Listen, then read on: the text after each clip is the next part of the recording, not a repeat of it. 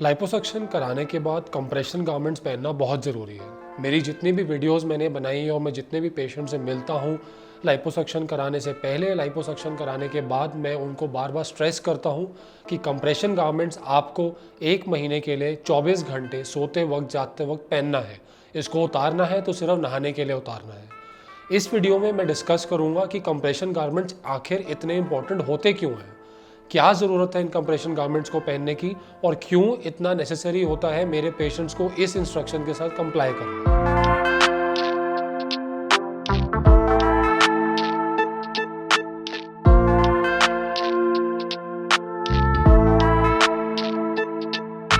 Hello, I am doctor Arjun Handa, plastic surgeon and body contouring expert at Handa aesthetics and plastics. Compression garments are garments जो थोड़े tight होते हैं, elastic होते हैं और लाइपोसक्शन कराने के बाद आपकी स्किन पे थोड़ा प्रेशर देते हैं। दीज गारमेंट्स आजकल यूजुअली नायलॉन और स्पैंडेक्स मिक्सचर का बनते हैं। हम जो गारमेंट्स प्रोवाइड करते हैं आर यूजुअली 56% नायलॉन, 44% स्पैंडेक्स। बाकी कंपनीज के डिफरेंट गारमेंट्स आते हैं जिनके अंदर डिफरेंट कॉम्पोजिशन रहता है।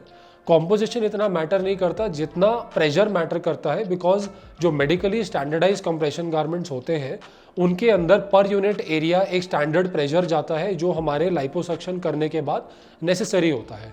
And different areas of the body में डिफरेंट प्रेशर प्रोवाइड करना होता है। फॉर एग्जाम्पल, अगर टमी पे किया है तो जो गारमेंट वहाँ पे प्रेशर प्रोवाइड करेगा और आर्म में प्रोवाइड करेगा, चाहे गारमेंट एक ही हो लेकिन प्रेशर प्रोवाइड डिफरेंट जगहों पे डिफरेंट अमाउंट करेगा। And this garment usually is provided by us. We work with many companies and we assess किनके गारमेंट अच्छे हैं, किनके गंदे हैं और अपने पेशेंट्स को हम usually best quality garments provide करते हैं। प्रॉब्लम ये होती है to circumnavigate the expense associated with the garment. इसको सस्ते में खरीदने के लिए कई पेशेंट्स बाहर से मार्केट से नॉन मेडिकल कंप्रेशन गारमेंट्स खरीदने की कोशिश करते हैं। यूजुअली वी टेल देम कि आप ऐसा ना करिए because these garments are not medically regulated.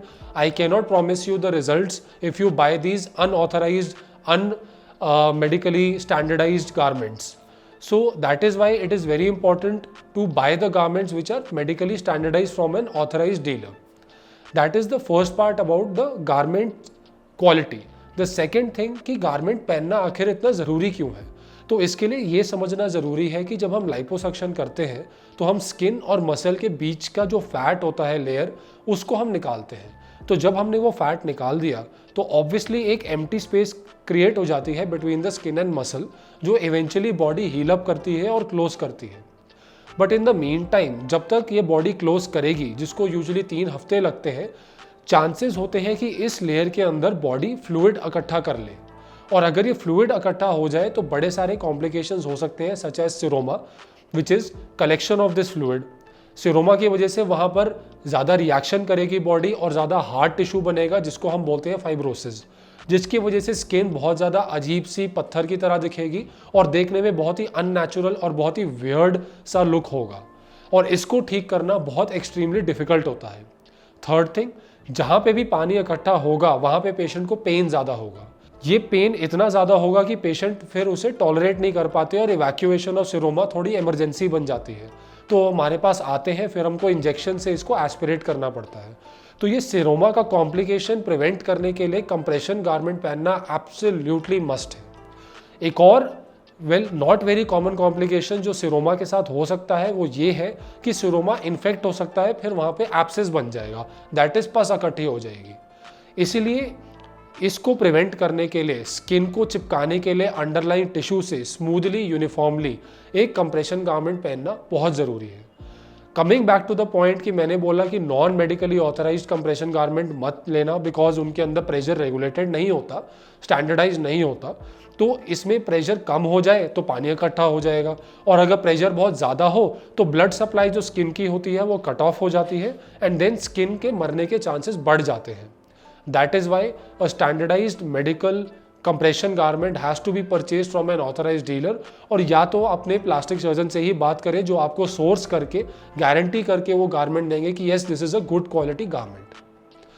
Next thing about compression garment that you should know is कि यूजुअली इसको 4 हफ्ते तक पहनना होता है।